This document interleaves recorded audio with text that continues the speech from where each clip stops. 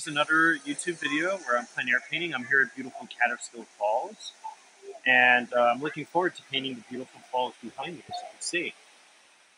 So, thanks for tuning in, and this is just one of the many videos I will do plein air paintings this summer. So, enjoy, relax, and again, thanks for tuning into Bassman Studio. So here I am setting up outside. Now this is just to show you different ways of painting outside, different materials. This is my Julian French easel, and you can see I started the painting in burnt sienna. So if you feel adventurous, you could use an easel just like this with a large enough palette, a good large mixing space, which I will utilize. And you can see I'm starting to block in the colors. So I love the freedom of a large or semi-large canvas and a good size palette.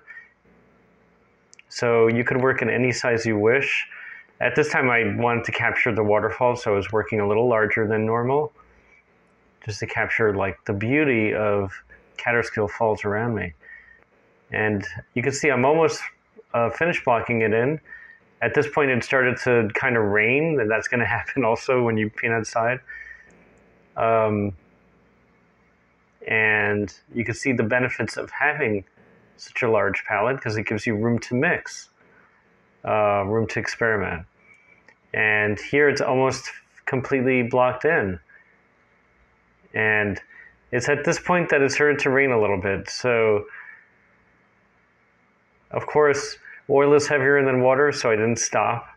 Actually, I waited till the rain was over and I continued to paint. So you can see even the rain droplets on the painting, but I carried on.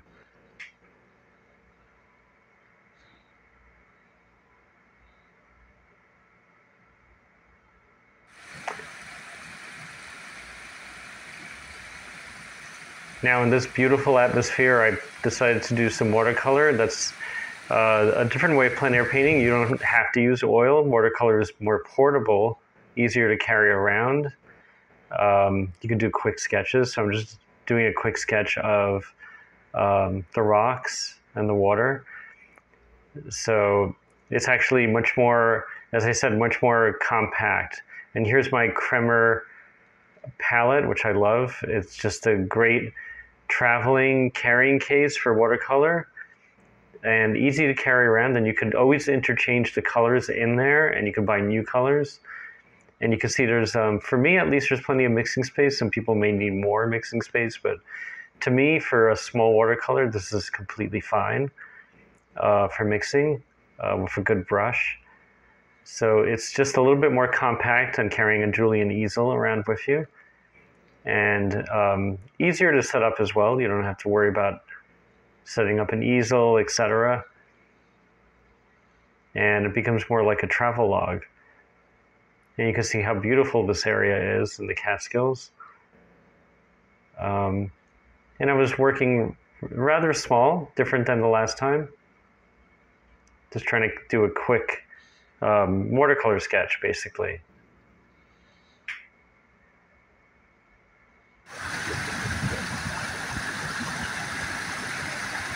And again, as toward the last day, I decided to do one more oil painting, and here I am painting the brook outside.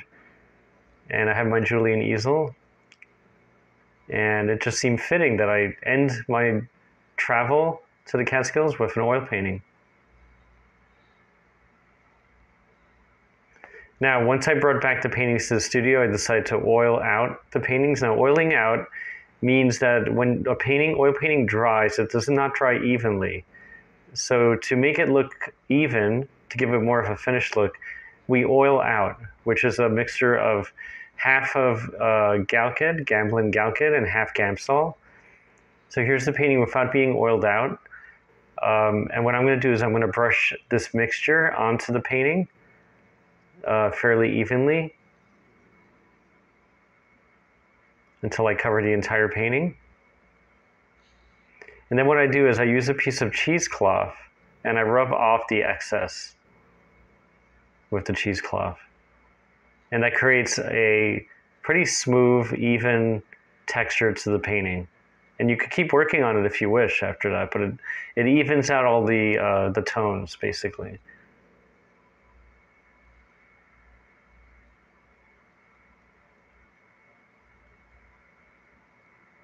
And here's the oiled out painting. All the tones and the shadows are now even. So if I decide to work on it more, I can, or I can varnish it. Varnishing, you usually have to wait a few months. And here's the other painting, also oiled out.